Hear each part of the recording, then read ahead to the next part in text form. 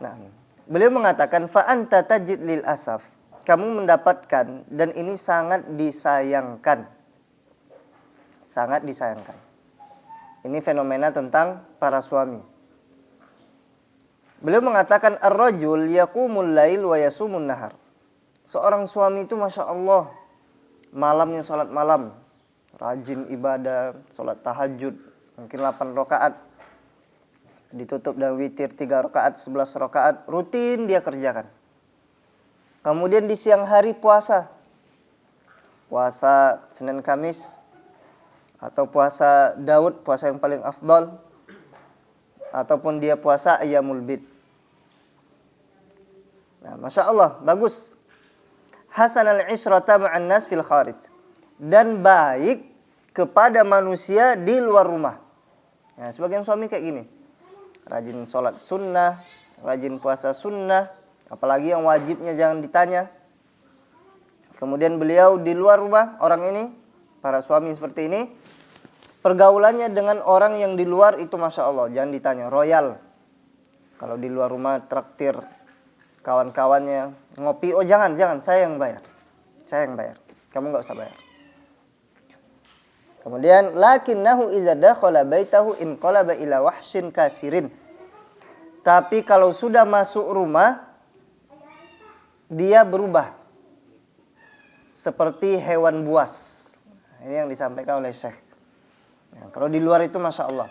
Makanya sebagian ada yang mengatakan fil kharij asal, fil bait basal. Kalau di luar rumah itu, sebagian para suami, mereka seperti madu. Ucapannya Masya Allah, dakwahnya, ucapannya yang lembut, saling berbagi. Tapi kalau di dalam rumah seperti bawang merah, pedas. Ucapannya menyakitkan. Tidaklah keluar dari ucapannya, kecuali ucapan-ucapan yang sangat menghancurkan hati istrinya. Wal'iyadu billah. Dan kita berlindung kepada Allah dari perbuatan yang seperti ini, kata beliau. Nah, yang parahnya lagi, kalau hanya sekedar seperti binatang buas, nggak ganggu, masihlah, nggak apa-apa. Tapi di dalam rumah, yadribu wa yashtum, memukul keluarganya dan menghina keluarganya.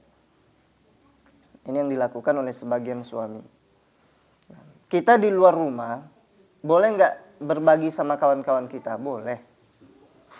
Tapi ingat, tempat kita yang paling royal itu adalah kepada keluarga. Dan tidak ada istilahnya memberikan apapun kepada keluarga kita itu adalah perbuatan mubazir, buang-buang harta. Contohnya istri mungkin nengok suaminya penghasilannya agak banyak, kemudian ada waktu luang, maka istri ngomong, bang kita jalan-jalan ke Lampung, nengok pantai. Ya, diajak. Kalau kita punya kemampuan, diajak. Dan itu tidak mubazir. Kita berikan pakaian untuk istri kita, belikan baju untuk anak kita, belikan makanan. Istri kalau nggak masak, jangan banting piring. Nah, jangan.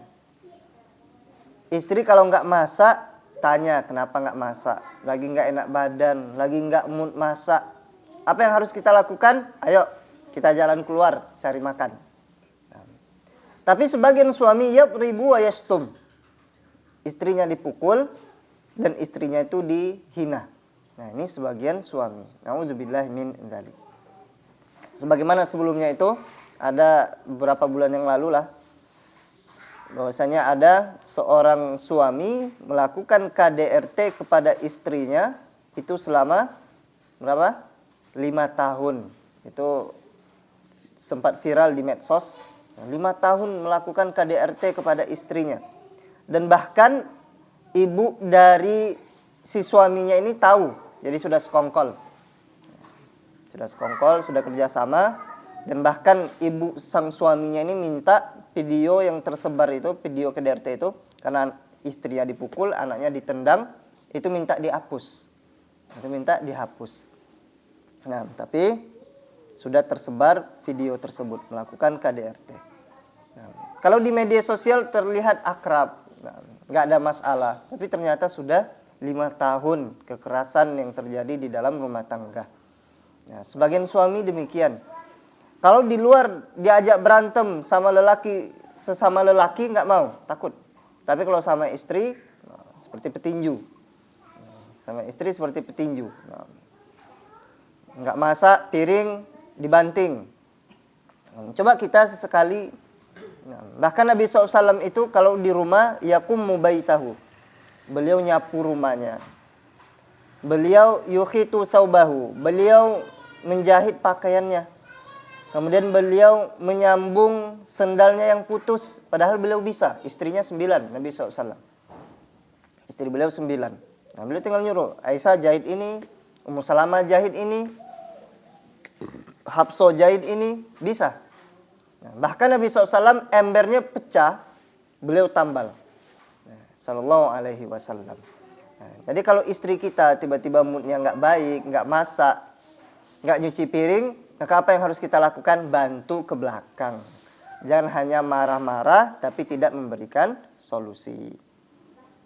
Kemudian beliau mengatakan wa yal'anu wa yasubbu, mencela dan menghina. Wa yahsibu anna hadhihi rujulatun.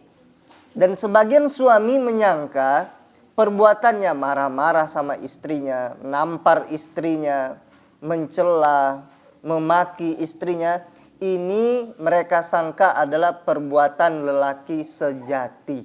Lelaki itu kayak gini, harus mukul istri, kalau nggak mukul istri belum lelaki. Nah, ini sebagian suami menyangka demikian. Nah, mungkin bisa saja mereka mengambil contoh suri tauladan orang-orang kafir, bisa saja. Bisa saja mereka merujuk ke sana.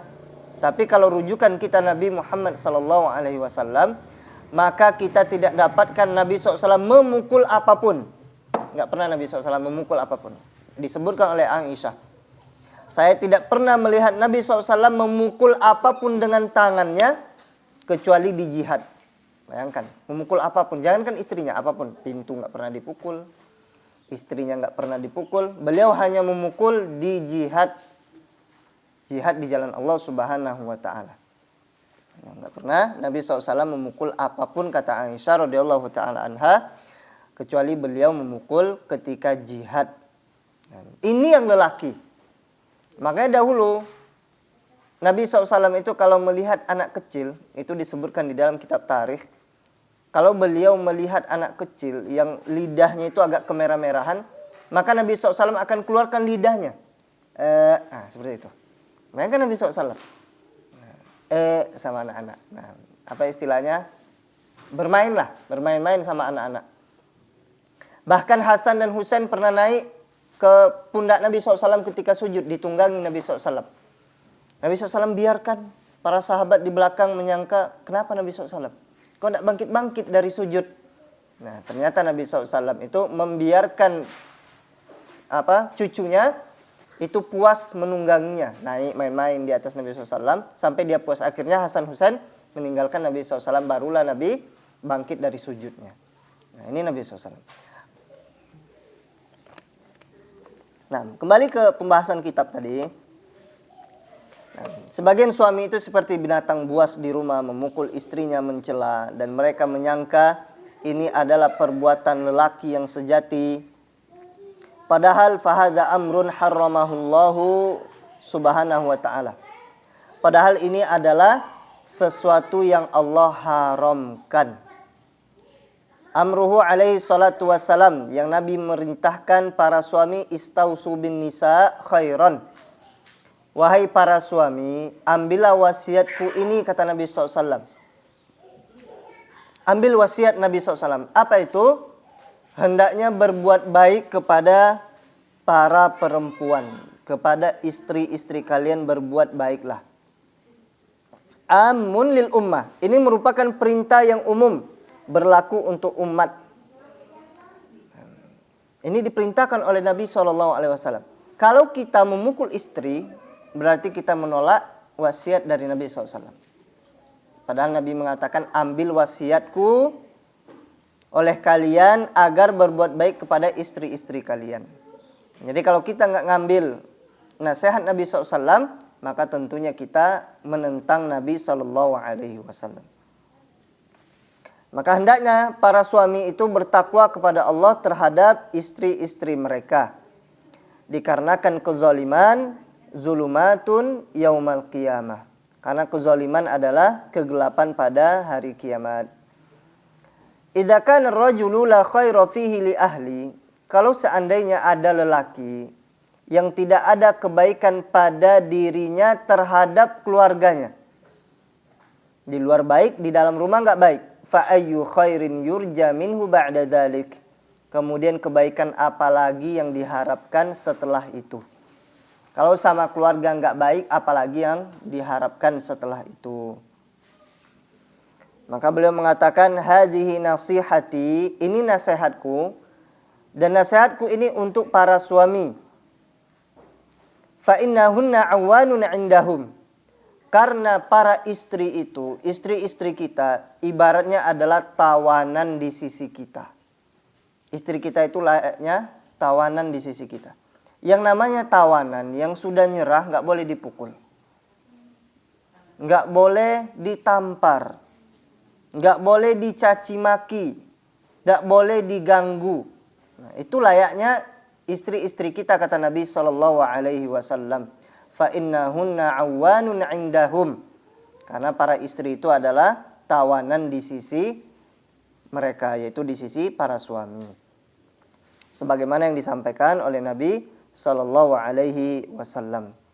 Kita akan bacakan satu tulisan yang bagus yang disebutkan oleh Imam Ibnu Hazm rahimallahu taala, berupa penjelasan secara umum tentang akhlak Nabi SAW di dalam kitab beliau Jawami'us Siratin Nabawiyah. Jawami'us Sirati An-Nabawiyah. Sirah Nabi SAW secara umum. Beliau mengatakan Nabi SAW ala khuluqin azim, berada di atas akhlak yang baik. Nah, ini ada di dalam Al-Qur'anul Karim. Kama wasafahu rabbuhu ta'ala, sebagaimana yang disifatkan oleh Allah Subhanahu wa taala tentang Nabi SAW. Di dalam surat apa ini? Wa innaka la'ala khuluqin azim, di dalam surat Al-Qalam. Di dalam surat Al-Qalam ayat keempat. Dan Nabi SAW ahlaman nas, manusia yang paling santun. Kita sebagian sudah ngaji sunnah, sudah kenal cadar, sudah kenal jenggot. Nah, kalau bermajelis ilmu itu sangat semangat sekali. Tapi sebagian masih belum santun. Sebagian ikhwan ada yang demikian, dan sebagian akhwat juga. Nah, kalau ketika bermajelis ilmu itu ya mereka saja yang kumpul. Kemudian ada yang umum datang ke masjid mereka enggak salam. Nah, maka ini enggak boleh. Nah, sedangkan Nabi SAW adalah manusia yang paling santun. Wa asja'an nas, dan manusia yang paling berani. Nabi SAW yang paling berani. Wa a'dalan nas, dan manusia yang paling adil. Wa a'affan nas, dan manusia yang paling pemaaf. Nah, ini sebagian di antara kita memaafkan itu sulit. Silahkan memaafkan. Berikan maaf kepada saudara-saudara kita. Terlebih lagi kepada keluarga kita. Berikan maaf. Nah, memang maaf itu mudah, melupakannya itu sulit. Nah, itu sangat sulit sekali melupakan.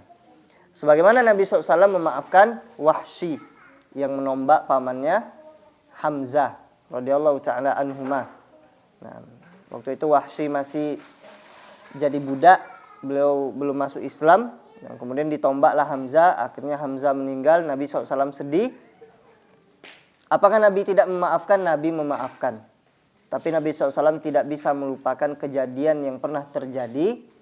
Akhirnya Nabi SAW ngomong sama Wahsy, wahai Wahsy, kalau engkau nanti ikut majelis saya, silakan duduk agak di belakang tiang, agar saya ini nggak ingat sama pamanku.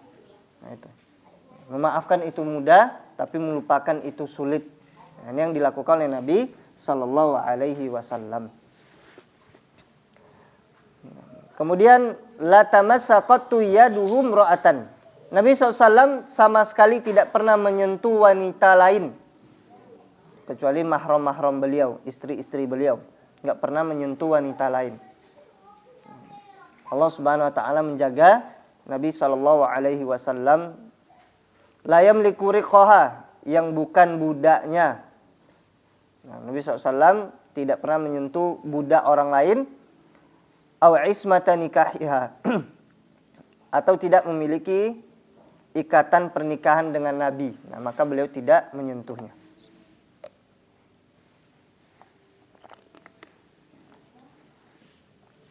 Au takunu dzatu mahramin minhu, atau bukan mahram Nabi SAW. Nabi tidak pernah menyentuhnya sama sekali.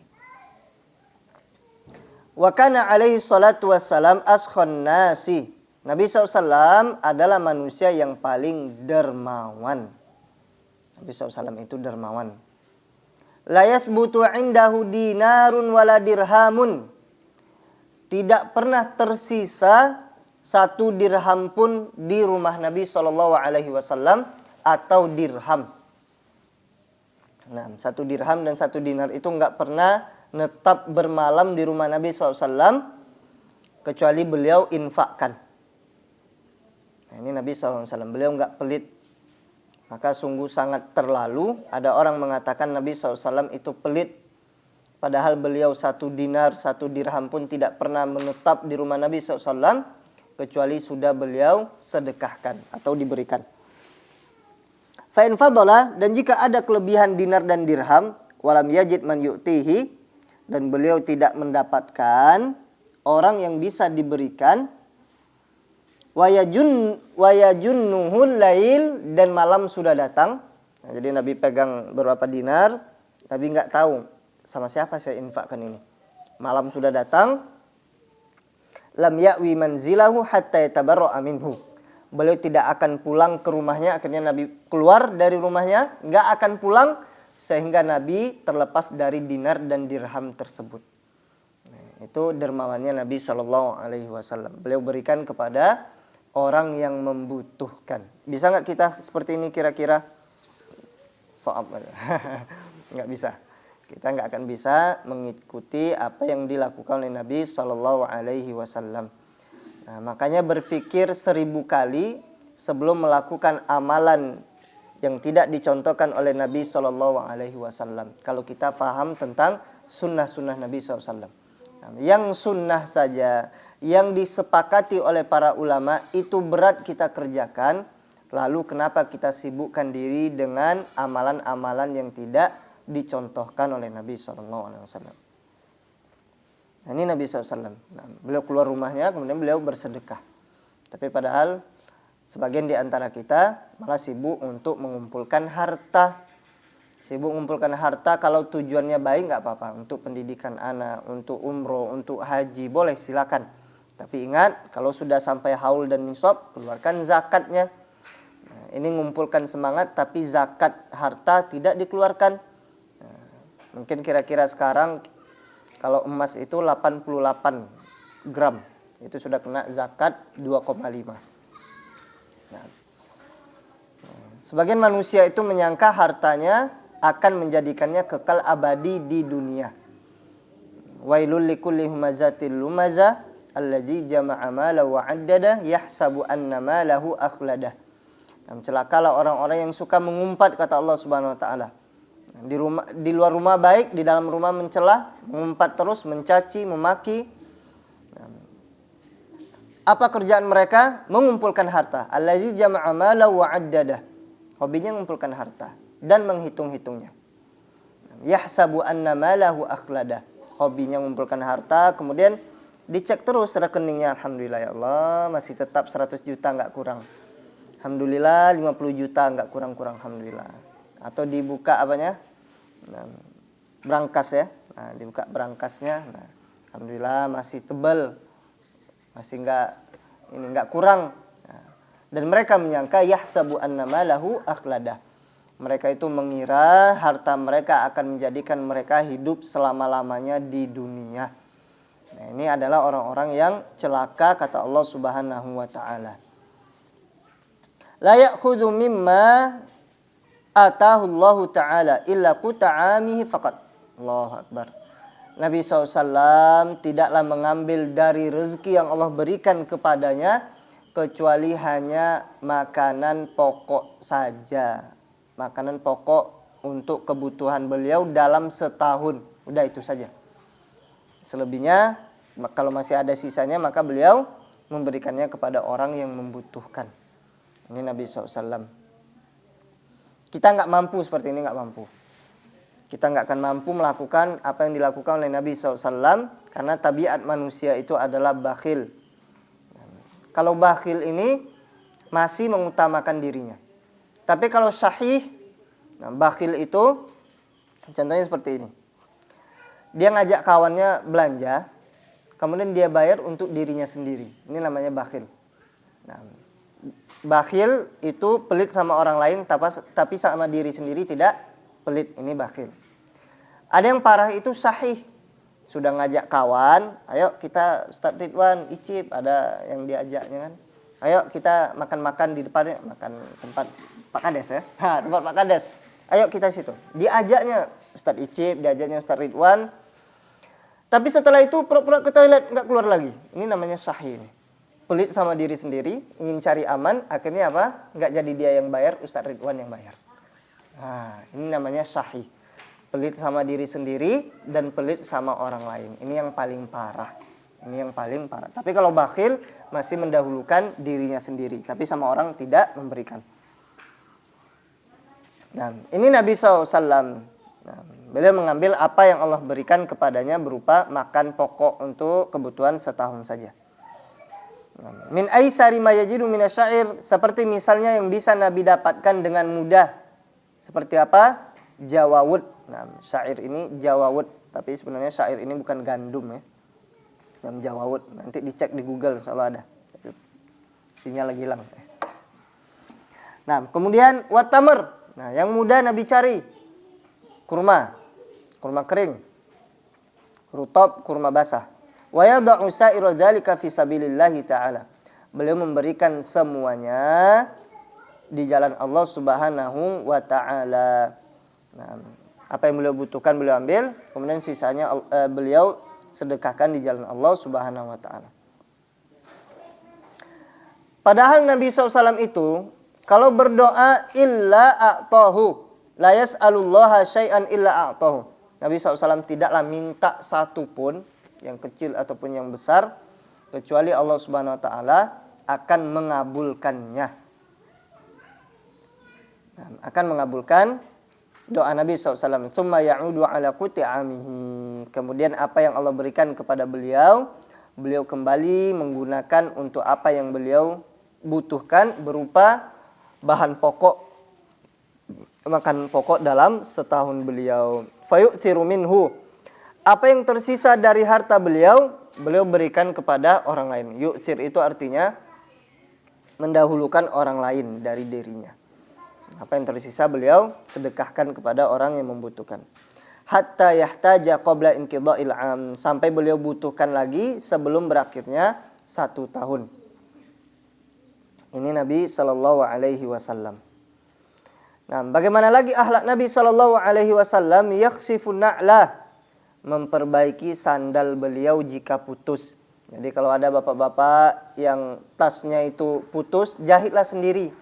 Jangan nyuruh orang rumah. Ya, Cep. Nah, jadi kalau putus tas nanti atau peci koya atau jubah koya, maka jahit sendiri. Kecuali istri mungkin memang tukang jahit spesialis, enggak apa-apa. Nah, ini Nabi SAW. Apalagi yang dilakukan oleh Nabi SAW, wa yarqa'u thawba. Yarqa' ini artinya yakhitu thawba, yaitu menjahit bajunya. Wa yakhdumu fi mihnati ahli. Nabi SAW membantu pekerjaan keluarganya. Nah, istri capek, sapu rumah. Capek nyuci piring, kita lihat piring dari tadi posisinya nggak berubah-berubah. Tidak berkurang yang kotor itu masih kotor. Nah, maka dikerjakan, kita yang nyucinya. Ini yang dilakukan oleh Nabi Sallallahu Alaihi Wasallam. Wa yaqta'ul lahma ma'ahunna. dan beliau SAW memotong daging-daging bersama dengan istri-istri beliau. Ya kan? Nah, Nabi SAW itu suka daging kambing, apalagi pahanya. Itu Nabi SAW suka. Nah, maka beliau potong-potong bersama istrinya. Kalau kita sekarang apa? Kalau istri lagi potong-potong ikan, kita bantu bersihkan sisinya. Nah, kita bersihkan bareng. Nah, itu yang romantis. Dibantu istri untuk pekerjaan rumah. Kemudian apalagi akhlak Nabi SAW, asyaddun nasi hayaan, Nabi manusia yang paling pemalu.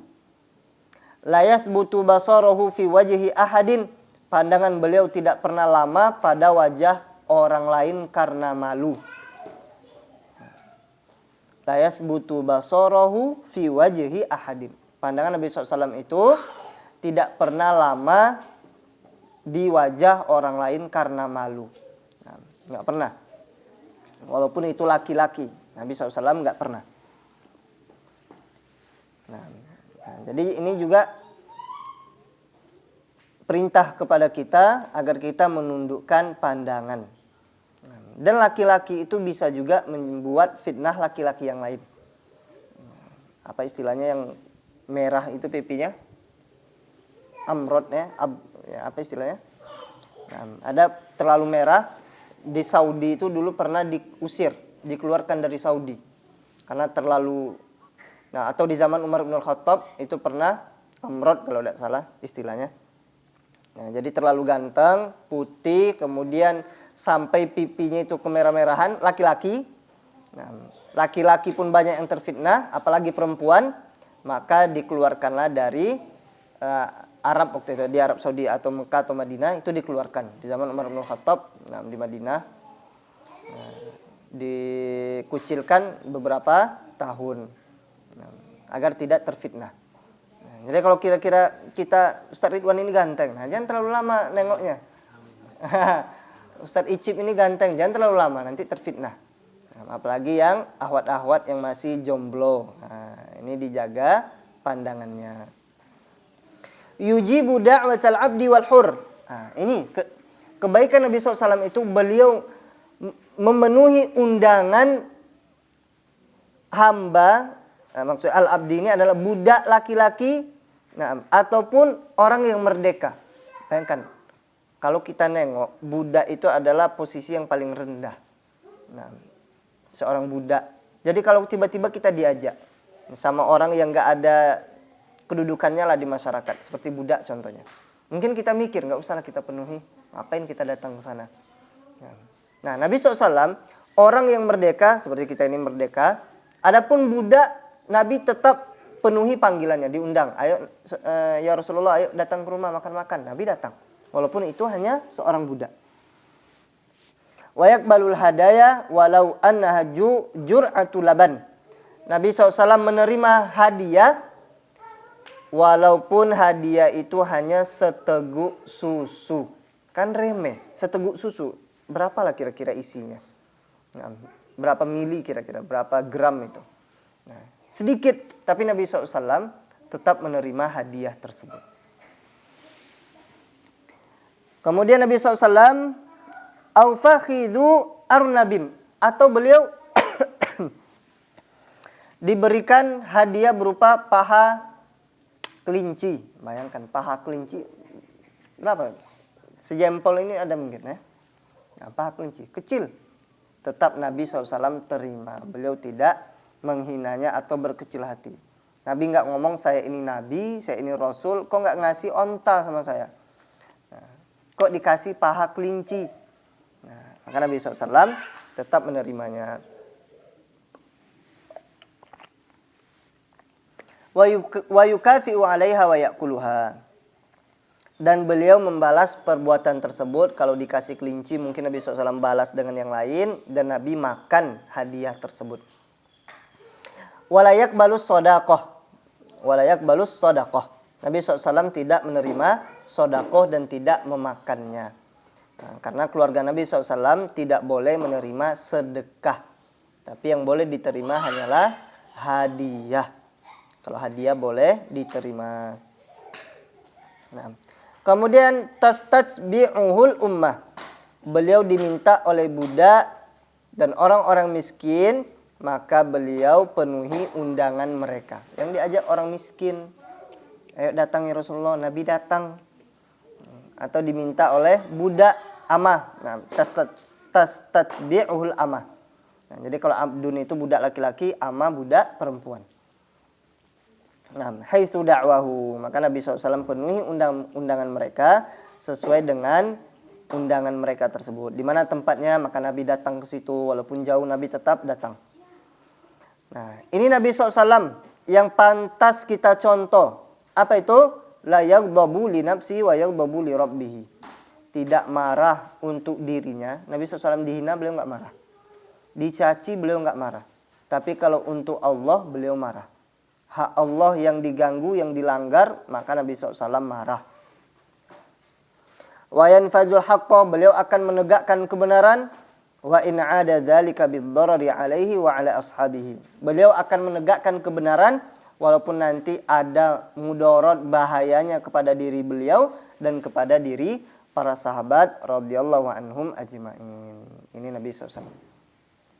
Maka sampaikan kebenaran, qulil haqqa walau kana murran. Sampaikan kebenaran walaupun pahit.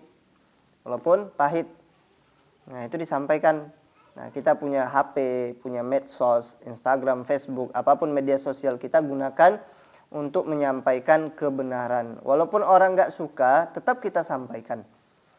Nah, Imam Ahmad itu mengatakan, aku bisa hidup tenang di antaranya meninggalkan keridhaan orang lain sehingga aku bisa menyampaikan kebenaran, kata Imam Ahmad. Nah, kalau kita masih mempertimbangkan orang lain, maka kita tidak akan bisa meninggalkan mereka. Masih nggak enakan, ini salah, tapi karena masyarakat kita malu, kita takut, akhirnya kita tidak bisa melakukan kebenaran. Kemudian akhlak Nabi SAW, ya'sibul hajara ala batnihi minal ju'. Beliau pernah mengikat batu di perut beliau karena lapar.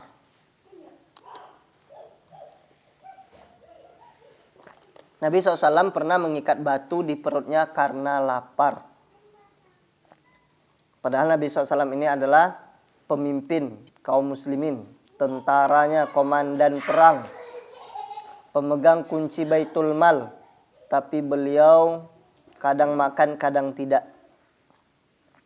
Wa marratan ya'kulu ma wajada wa la yaruddu ma hadar. Terkadang beliau makan apa yang beliau dapatkan dan beliau tidak menolak makanan apa yang dihidangkan. Apa yang dikasih beliau enggak nolak. Wa lam yatakallafu ma lam yahdur. Beliau tidak memberatkan dirinya atas apa yang enggak beliau dapatkan. Apa yang bisa dimakan hari ini, itu yang beliau makan. Apa yang bisa beliau konsumsi pada hari itu, itulah yang beliau konsumsi. Wala yatawarra'u an mat'amin halalin. Beliau tidak menjauh dari makanan yang halal. Selama itu halal, beliau santap. Tapi ada makanan yang halal, enggak beliau santap. Apa itu? Nah, ketika Khalid bin Walid menawarkan dob. Nah, Nabi SAW tidak menghinanya. Enggak, ini enggak enak ini. Menakutkan ini dob. Dob itu seperti kadal padang pasir, tapi enggak makan hewan. Makan tumbuh-tumbuhan. Nah, kenapa enggak dimakan oleh Nabi SAW? Karena adat istiadat orang Ansor itu orang yang berada di Madinah, itu hobi makan dob. Sedangkan di di Makkah tidak seperti itu budayanya. Nah, akhirnya Nabi SAW tidak melarang dan Nabi SAW hanya sekedar membiarkan saja. Khalid makan, Nabi SAW tidak makan. Nah, ini namanya adalah sunnah takrir. Sunnah yang didiamkan oleh Nabi SAW. Setiap Nabi tidak larang, Nabi biarkan saja, maka itu adalah sunnah takrir, yaitu disetujui oleh Nabi Sallallahu Alaihi Wasallam. Kemudian wa in wajada tamran duna khubzin akalahu. Nabi SAW kalau hanya dapat pada hari itu nggak ada yang beliau dapatkan kecuali hanya kurma tanpa roti, maka beliau makan. Kadang kita dapat di rumah mungkin sambal jengkol saja, akhirnya dibuang. Saya nggak suka ini. Kalau Nabi makan sallallahu alaihi wasallam. Kurma saja beliau dapatkan, beliau makan. Kalau kita nggak ayam, kalau di dalam tudung itu, tudung tempat makan itu, maka kita kalau nggak ayam kita nggak makan. Kalau hanya didapatkan terong, terong, kemudian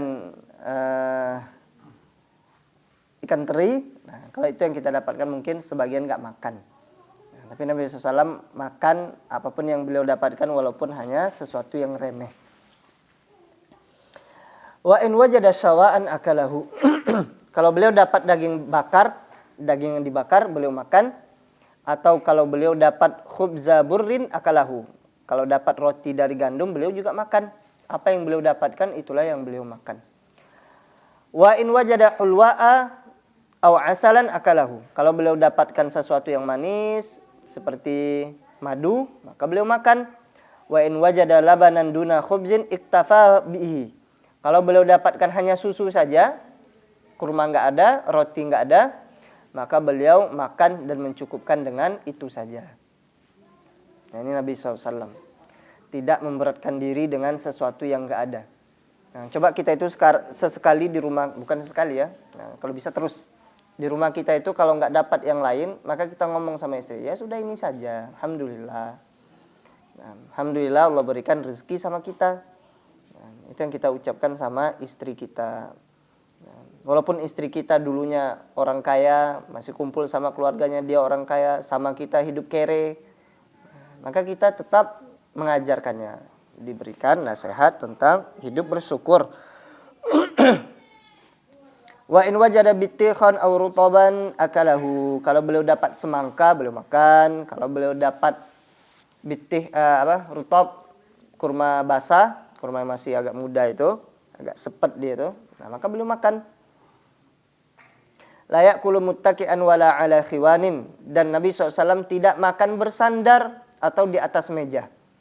Nah, ini termasuk sunnah juga kalau kita itu makan dan minum tidak bersandar. Nah, tidak bersandar. Jadi kalau kita makan minum seperti ini, nah itu tidak termasuk sunnah. Tapi terkadang kita lupa.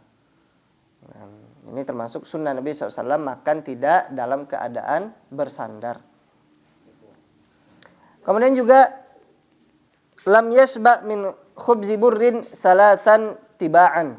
Nabi SAW tidak kenyang makan roti dari gandum sebanyak 3 secara berurutan. Nah, tunggu dulu ya. Lam yashba min khubzi burrin salasan tiba'an. Nah, maksudnya apa? Nah, maksudnya di sini Nabi SAW tidak pernah makan roti itu 3 lapis. Nah, nggak pernah. Jadi satu-satu beliau makan pelan, nggak takut nanti kehabisan, enggak. Nah, kalau kita makan roti selai itu apa? Wah, dempet. Nah, jadi akhirnya nanti dipres lagi biar kecil masuk mulut. Nah, tapi Nabi SAW kita lihat beliau makan satu-satu. Nah, ini maknanya lam yasba min khubzi burrin salasan tiba'an. Beliau tidak kenyang makan roti dari gandum sebanyak 3 secara berurutan. Artinya beliau tidak pernah makan 3 roti sekaligus. Hatta laqiyallahu ta'ala, sampai Allah wafatkan beliau. Ini Nabi SAW. Itharon ala nafsi, karena beliau mendahulukan orang lain dibandingkan diri beliau sendiri. La faqran wala bukhlan, bukan karena miskin dan pelit. Nah, Nabi SAW berikan kepada orang lain dulu. Yujibul walimah, dan beliau penuhi undangan walimah. Wa ya'udul mardah, beliau membesuk orang sakit. Kalau Abu Bakar itu kata Nabi SAW, siapa yang sudah menengok orang sakit? Maka Abu Bakar ngomong saya. Nah, makanya Umar radhiyallahu ta'ala anhu selalu kalah sama sama Abu Bakar. Selalu kalah. Abu Bakar mendahului Umar dalam kebaikan. Nah, jadi kalau ada orang sakit, biasanya kita kajian 20 orang, sekarang 10, nah mana yang lain? Apakah ada yang sakit? Dijenguk. Nah, maka terkadang, apalagi orang-orang yang baru ngaji, nah, kita dengan respon yang kurang, mereka akan jauh. Nah, Makanya di antara dakwah juga kita memberikan harta kepada mereka. Maka kata Ustadz Haris Abu Naufal waktu kajian Batu Raja itu apa? Jangan hanya bahas syirik dan bid'ah saja katanya. Jangan hanya bahas itu saja. Kadang mereka tuh nggak mau syirik bid'ah, nggak mau. Tapi apa kata beliau? Kenyangkan dulu perutnya. Ini hanya syirik bid'ah tapi perutnya nggak pernah dikenyangkan. Nggak pernah kita bantu beras, nggak pernah kita bantu kebutuhan mereka. Tapi kalau sudah kenyang perutnya kata beliau, apa? Syirik bid'ah, ya Ustaz, ya. Dia akan ikut-ikut saja, dia akan ngangguk-ngangguk saja. Ini faedah dari kajian beliau. Nah, ini Nabi Shallallahu Alaihi Wasallam. Nah, beliau menengok orang sakit. Nah, ada saudara kita yang sakit di samping rumah, walaupun dia itu ahlul bid'ah, tetap kita kunjungi. Walaupun dia nggak suka sama kajian dakwah salaf, kita kunjungi, kita berikan hadiah. Nah, hadiah ketika orang sakit itu nggak usah bawa buah-buahan, nggak usah bawa roti. Yang simpelnya bawa duit diamplopkan, sudah selesai. Kadang bawa buah, ternyata dia pantangan makan buah, nggak tahu sakit perut mungkin. Atau dia tipes, nggak boleh makan mie, kita bawa mie 1 kardus. Nggak boleh. Makanya termasuk adab juga ketika menjenguk orang sakit, kita bawa duit, walaupun 50 bawa duit, nah itu bebas dia, bisa gunakan. Tapi kalau buah, mentok. Kalau dimakan alhamdulillah, kalau tidak busuk. Kalau duit dibiarkan, dia nggak akan berkurang. Dia bisa beli obat, bayar kebutuhan di rumah sakit, klinik, nah itu. Dan jenguk orang sakit jangan lama-lama. Kadang kita sudah datang ke rumahnya, kemudian yang dihidangkan kita habiskan, kebutuhan untuk orang sakit kita makan juga, kita nggak bawa apa-apa, tangan kosong. Nah, ini tidak adab yang baik ini. Nah, tidak termasuk adab yang baik. Nah, kita datang itu kalau bisa 5 menit selesai sudah pulang.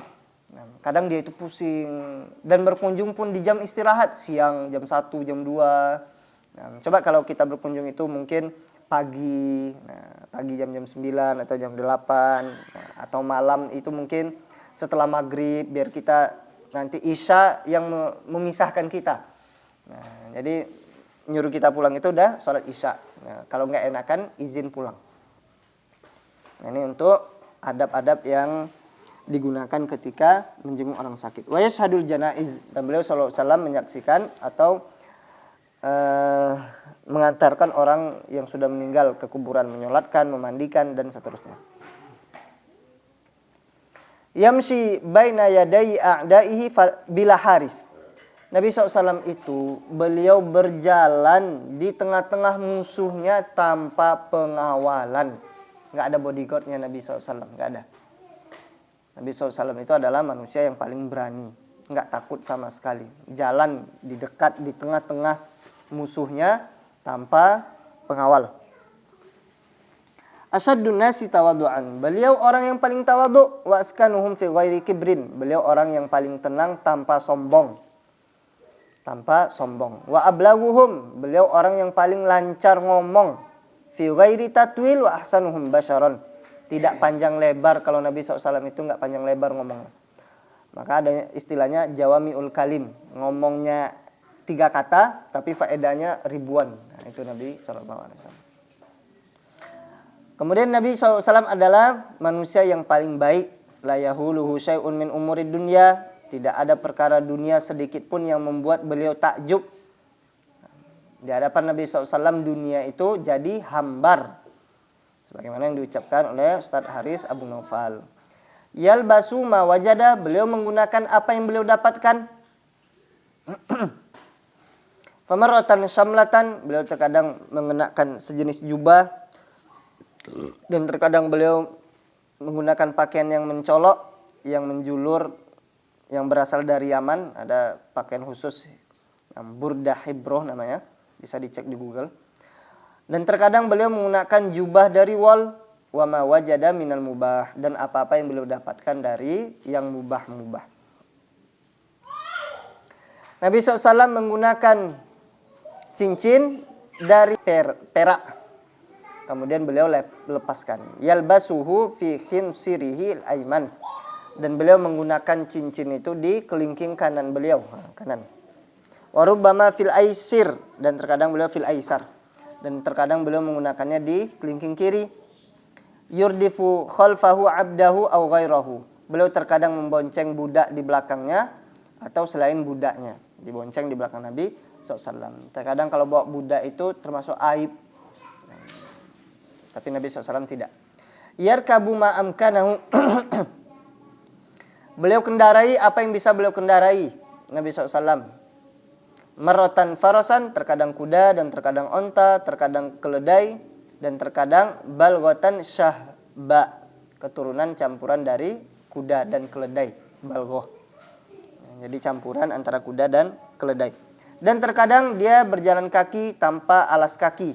Nah, ini Nabi SAW. Termasuk sunnah juga kalau kita bersih-bersih perkarangan rumah, tanpa alas kaki saja. Kalau kita merasa aman, tidak ada duri dan paku yang mengganggu. Nah, itu termasuk sunnah. Maka jalanlah kita sesekali tanpa alas kaki. Ini yang dicontohkan oleh Nabi SAW. Bila rida wala imamah, tanpa selendang dan imamah, sorban ya. Wala qalansuah, dan tanpa penutup kepala. Ini Nabi SAW. Insyaallah di dalam kitab ini disebutkan semuanya akhlak Nabi SAW. Beliau menjenguk orang-orang sakit di ujung kota Madinah. Bayangkan di ujung kota Madinah itu beliau lihat, dijenguk. Yuhibbut tibah. Beliau menyukai yang baik-baik, wa yukrihur riha ar-radi'ah, dan beliau membenci bau yang tidak sedap. Nah, jadi Nabi SAW itu tidak suka bau bawang, bau kalau jengkol ya tahu ya. Nah, ini juga untuk ibu-ibu, kalau menyambut suami di rumah usahakan jangan bau bawang, jangan bau jengkol, jangan bau-bau yang tidak sedap. Akhirnya apa? Suami nggak nyaman di rumah, mau ngomong nanti malah ribut. Nah, itu diperhatikan lagi.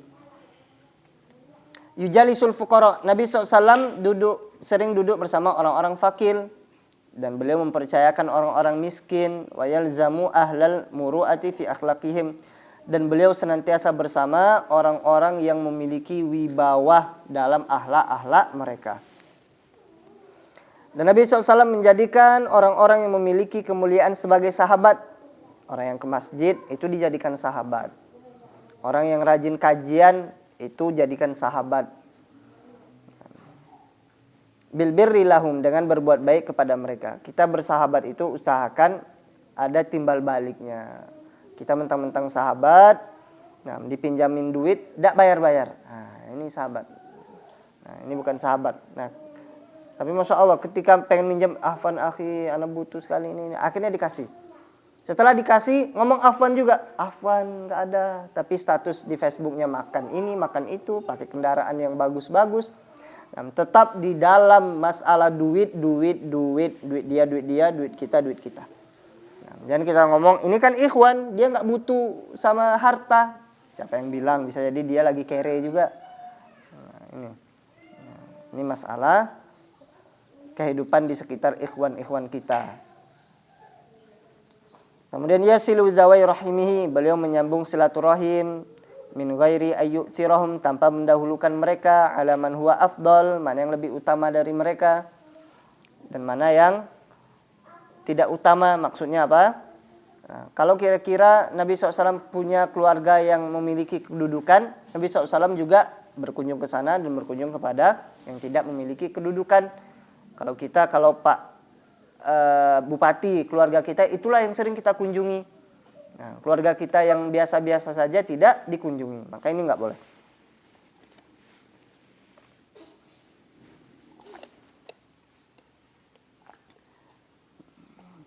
La yajifu ala ahadin, beliau tidak menjauhi seorang pun. Yaqbalu ma'dziratal mu'tadir, beliau menerima permintaan maaf orang-orang yang minta maaf.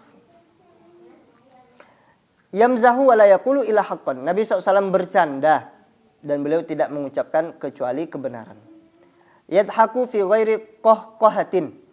Nah, Nabi SAW beliau juga tertawa tapi tidak terbahak-bahak. Nah, wa yarul la'ba al-mubah fala yunkiruhu. Nabi SAW melihat permainan-permainan yang mubah, Nabi enggak ingkari. Yang mubah kok, bukan bagian dari ibadah.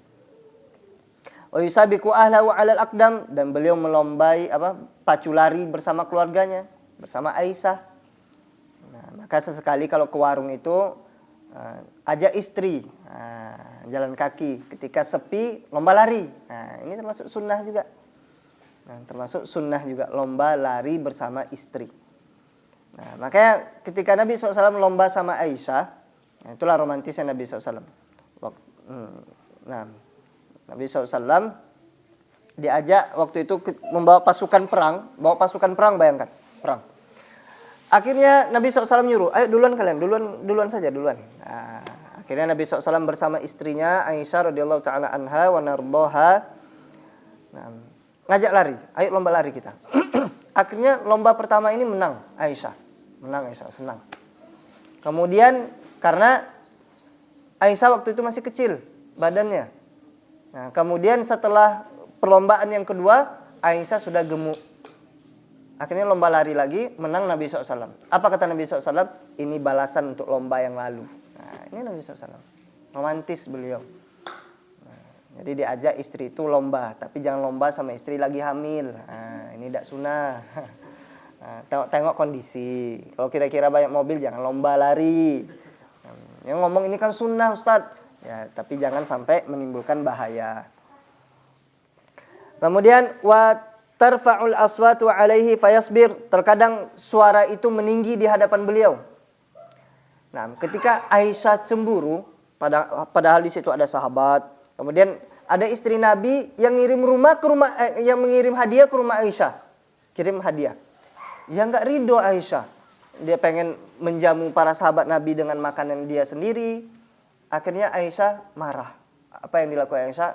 Aisyah banting piring makanan tersebut. Nah, tentunya suaranya besar, Aisyah marah. Apakah Nabi tampar? Nabi banting lagi mejanya di hadapan para sahabatnya? Enggak. Apa kata Nabi SAW? Gharrat ummukum. Ibu kalian lagi cemburu. Nah, kata Nabi SAW. Nah, suara yang meninggi di hadapan para suami sabar. Sabar. Nah, lahu liqahun, beliau memiliki onta yang menghasilkan susu. Wa ghanamun, dan kambing yataqawwatu huwa wa ahluhu min albaniha, dan kambing sebagai sumber minuman Nabi SAW dan keluarganya. Dan Nabi SAW punya budak dan punya beberapa budak wanita, budak laki-laki dan budak wanita. Nah, Nabi SAW tidak membeda-bedakan mereka dalam masalah makan dan pakaian. Adil Nabi SAW. Walayamdilahu waktun, tidaklah berlalu waktu Nabi SAW fi ghairi amalin lillahi ta'ala. Nah, di selain ketaatan kepada Allah Subhanahu wa ta'ala. Maksudnya apa? Nabi selalu memanfaatkan waktunya untuk ketaatan. Masih panjang.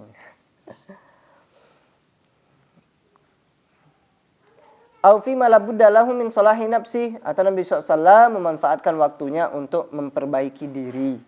Yakhruju ila basatin ashabi, beliau keluar ke kebun-kebun para sahabatnya dan beliau menerima yang sedikit dan beliau meminum dari nabid. Nabid ini adalah kurma yang disimpan di dalam air yang manis. Beliau tidak pernah merendahkan orang-orang miskin, orang-orang fakir, wa zamanatihi, dan musibah yang menimpa mereka. Dan beliau tidak pernah takut kepada penguasa atas kekuasaannya. Nabi SAW nggak pernah takut sama penguasa yang zalim contohnya. Beliau nggak takut. Tapi tetap kita tidak boleh memberontak. Nah, tentunya penguasa di zaman Nabi SAW adalah orang-orang kafir, raja-raja. Yada'u hadza wa hadza ila Allah Ta'ala mustawiyan. Beliau mendakwahkan ini dan itu kepada Allah Subhanahu wa taala dengan sama. Maksudnya tidak ada bedanya. Jam berapa azan, Ustaz?